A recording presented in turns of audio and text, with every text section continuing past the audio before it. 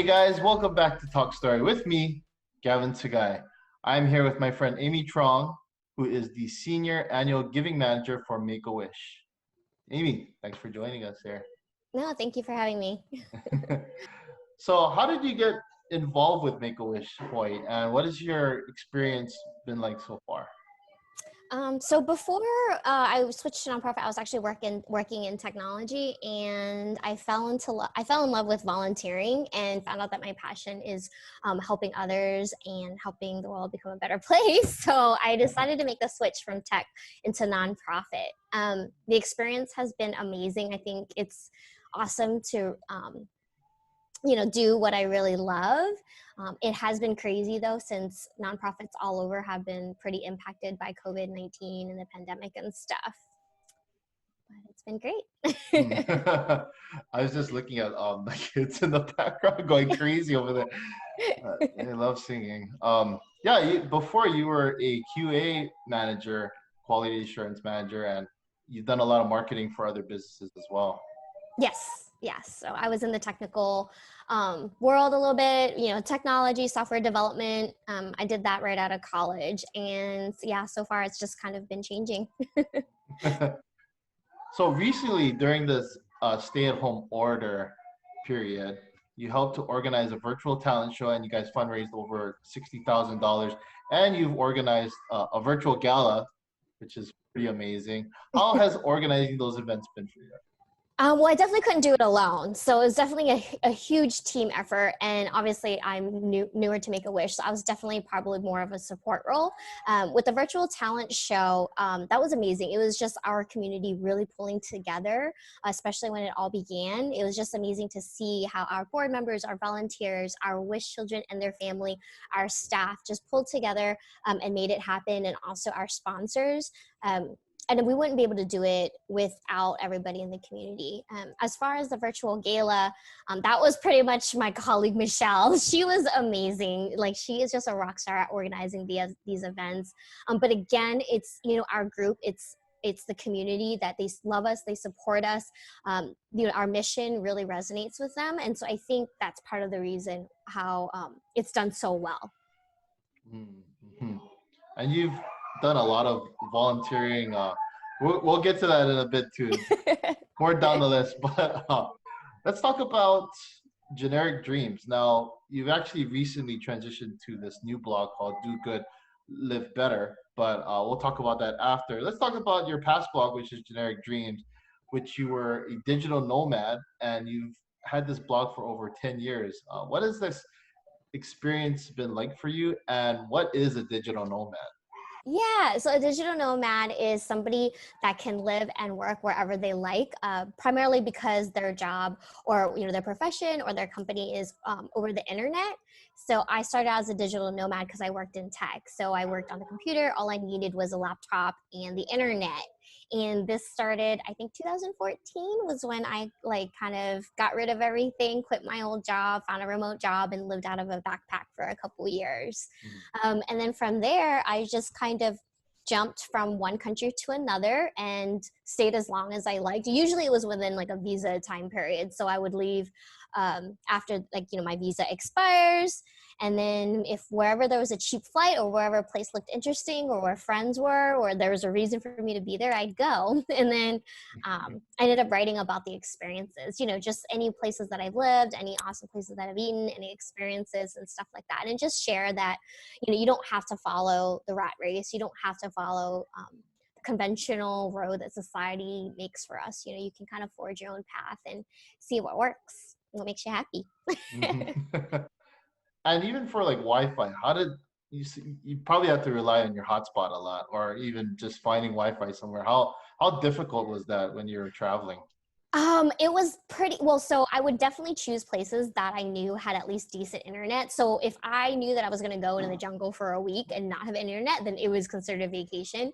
But most cities that I chose to had some decent internet. And there's also a ton of places now that have co-working spaces that are, that are definitely made that have internet, that have printers, that have conference rooms, and lots of coffee shops have have internet as well. And so you kind of roam around a neighborhood and you see where there is internet. But there have been times where, you know, like in Morocco, I was up in a conference room at 2 a.m. The internet's going in and out and it's an important meeting. And I'm like, I'm up. And they're like, you're in Marrakesh. So it's definitely been an adventure. And I think it just goes along with the territory that is, if you're a digital nomad, like you just have to kind of question about internet. And if you really do need to be on, definitely don't go roaming in the jungle or anywhere remote where there is no internet.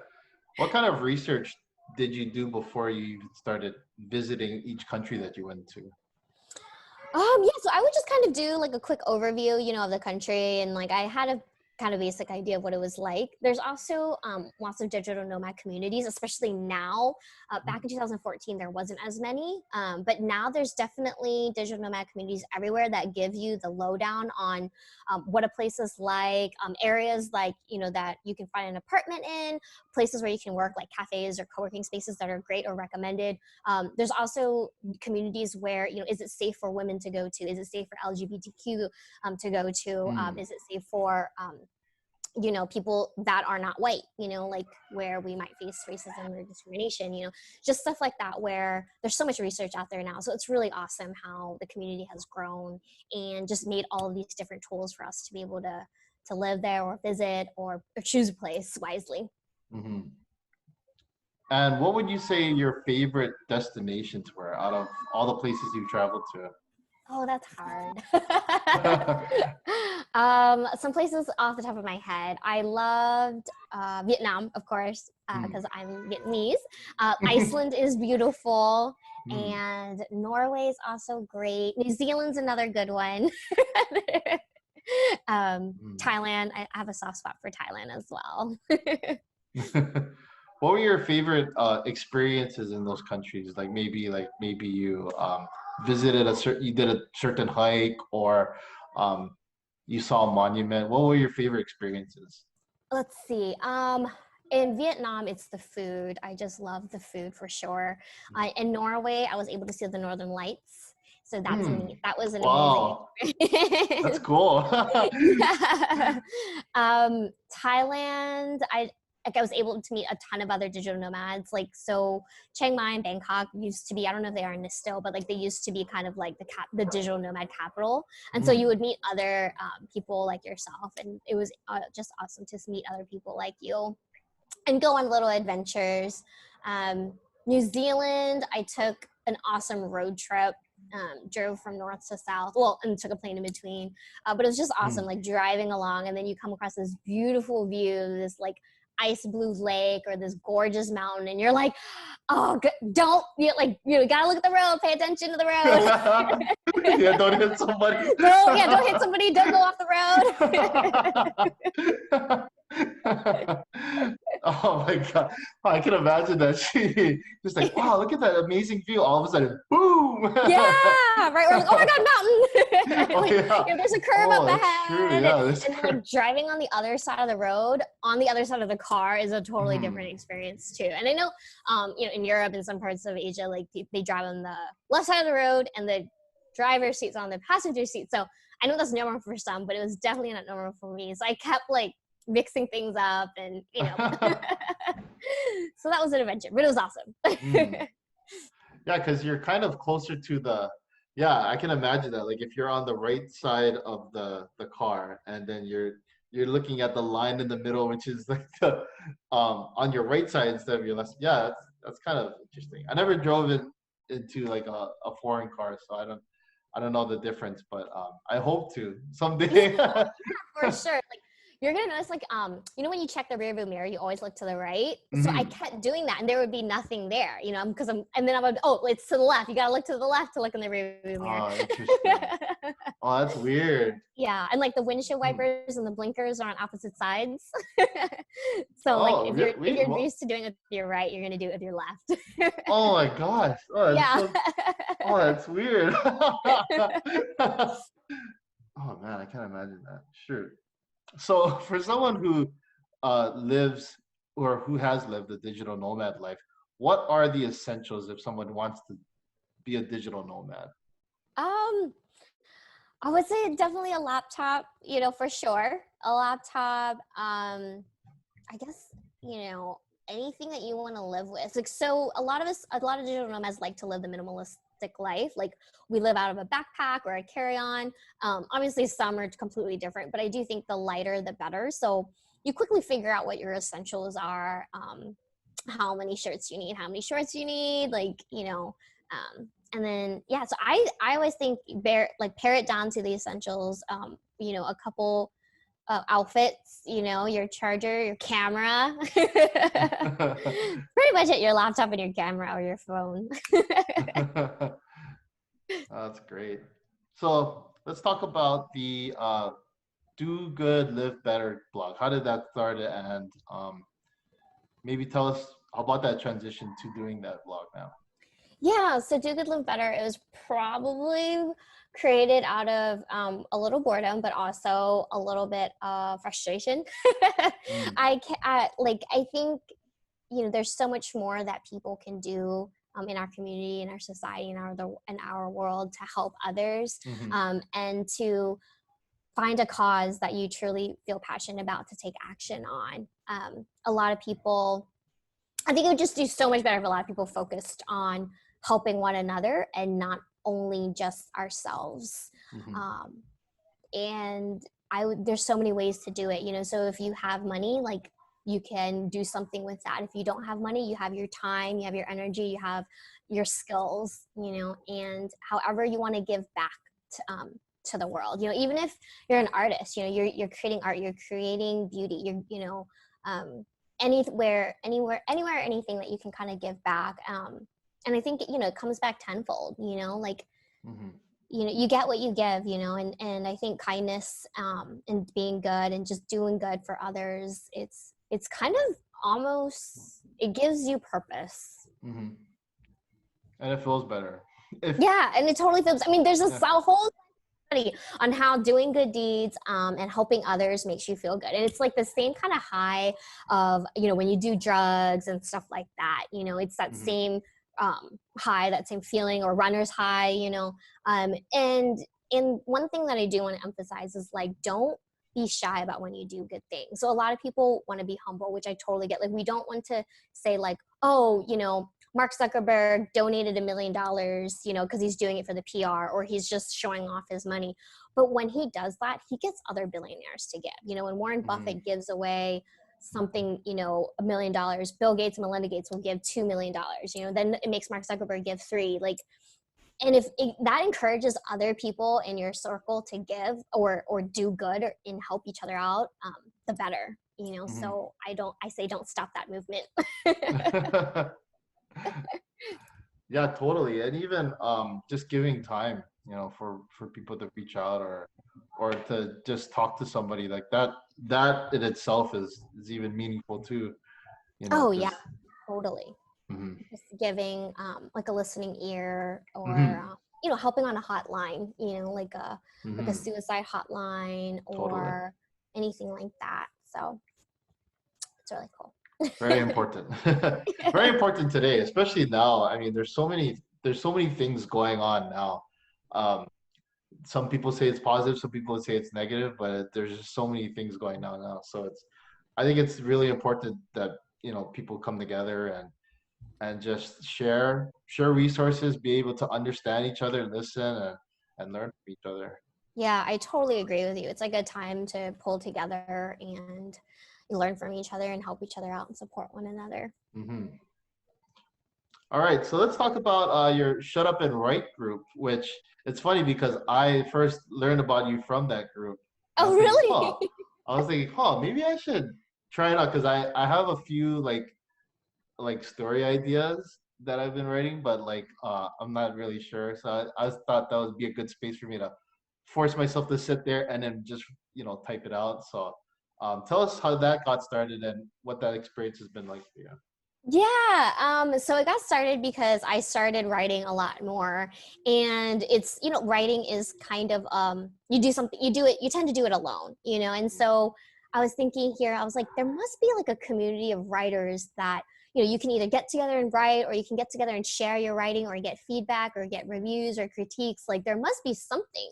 And I looked online, I looked on Meetup, I looked on Facebook, I looked, on Craigslist, everywhere for any kind of group, and they didn't really have anything. I think there was a Meetup group down in Kapolei, but that was like too far. So I was like, okay, well, I guess if there isn't any, that's a sign for you to make one. So I went on meetup.com and I started the group. It was, it's called Shut Up and Write, and it's actually sponsored by a national nonprofit organization. Wow. Didn't know that. Yeah, so they help pay the fees and everything. And you basically go there, you go to the group, and right now, well, before COVID, it was at Ala Moana Mall. And you just sit down and you write, and you literally shut up and write and get stuff done, like get it out of the way. And then usually about like half an hour before the session ends, if you're on a roll, you keep writing. Like if you're just, you've got something going, just go and do it. But then that also gives the time for people to shut their laptops or close their notebooks and talk to each other and say, hi, like, what are you working on? What are you writing on? What brought you to shut up and write? And then that built like a community of writers, of people all over. People were writing so many different things. People, different genres, writing for a blog, writing for a book, writing for work, writing for school, some graduate thesis. And it just brought people together, like no matter what you were doing or where you're from or what you're writing, like you are still writing. That was the goal. And I think it bonded a lot of people. And it brought a lot of introverts to the group, like there's no pressure to interact. Like you can come, like, and I usually am the one that just says hi and greets you and welcomes you, just want to make sure you're okay. But there's no requirement for introverts or anybody that isn't up for it to like have to talk and interact, so sit down, be part of like a group that's just sitting quietly, like soak in that energy, get some stuff done and feel productive after. And you say, you know what? I was productive. I wrote, I hung out with people.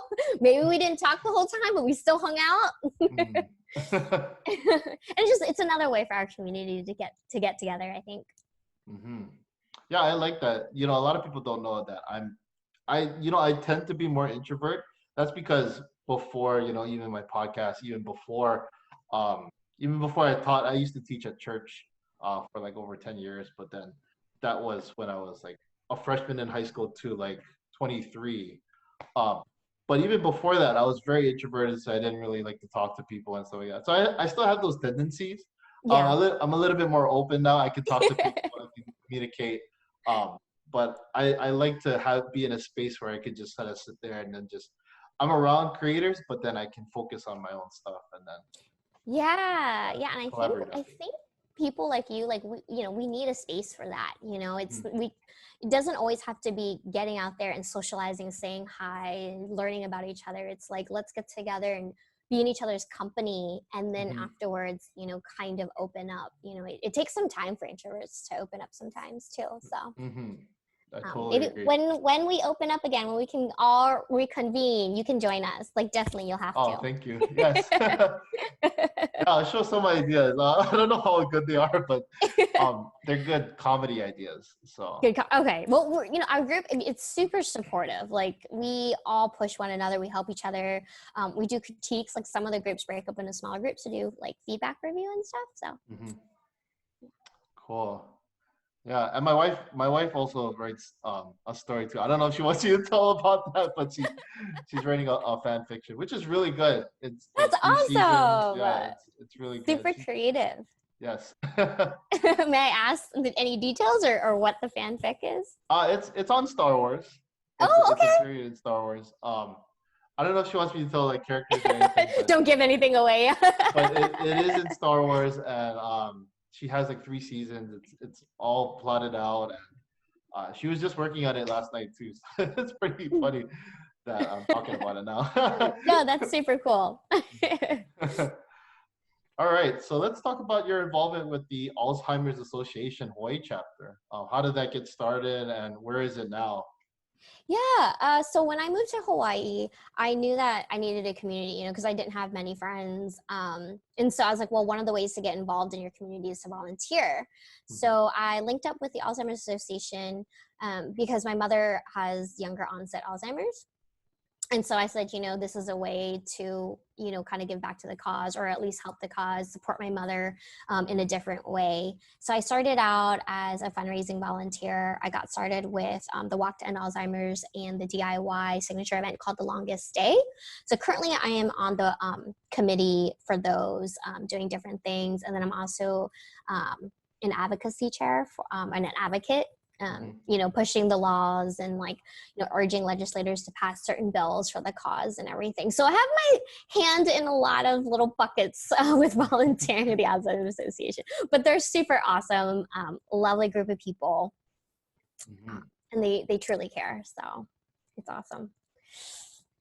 And just talking about bills, so recently you made a post about urging legislature to pass HB 2099. Could you tell us what that bill is and the importance of it? Yeah, so it's actually a bill to have a full-time employee called an Alzheimer's and dementia-related coordinator, and it would be under the Executive Office of Aging. And so this would be a full-time person that works, in the government, in the Executive Office of Aging office, to kind of push all of these efforts out, because right now all these things are happening, but no one's really responsible, no one's really accountable. So we're pushing for the bill to get passed for the government to hire a coordinator position, to fill that position. The funding is there. I think it pays like 50 or 60,000 a year if anyone is interested, in applying for that position. And we hope it gets passed. Right now, obviously, with the pandemic, things have gotten crazy and a little uncertain. But we are so hopeful that, this position will still get filled, because people that are affected, have always been affected, and they'll be more affected now with the pandemic. So fingers crossed. And lastly, since you're on my show, Talk Story with me, Kelsey Sugai, what does talking story mean to you? To me, it means building connections. It's building relationships. It's opening up to each other, and learning about each other and embracing one another. I love. Definitely. Yeah, I believe the same thing. It's like it's connecting with others and being able to break down certain walls. I think people, they put up certain fronts, and it's hard to just connect with people, but talking story just breaks down those walls and then just gets people at a place where it's even ground foundation, and then even ground. Yeah, no judgment.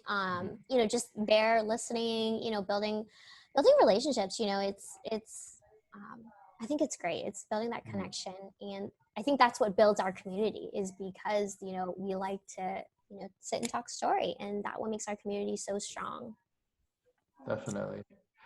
Amy, thank you again for joining me on my show. And how can people get in contact with you? So there's multiple ways of getting in contact with me. You can go on my website, dogoodlivebetter.com, and I also have Instagram and Twitter. So my handle is generic_dreams. Awesome. Amy, once again, thank you for coming on my show and sharing a bunch of what you're doing right now. And guys, just stay tuned for more. She has so much. Yes, so much. Thank you for having me. I'm so grateful. I'm so appreciative. And thank you everyone for joining us. Hope you guys have a great day. Take care.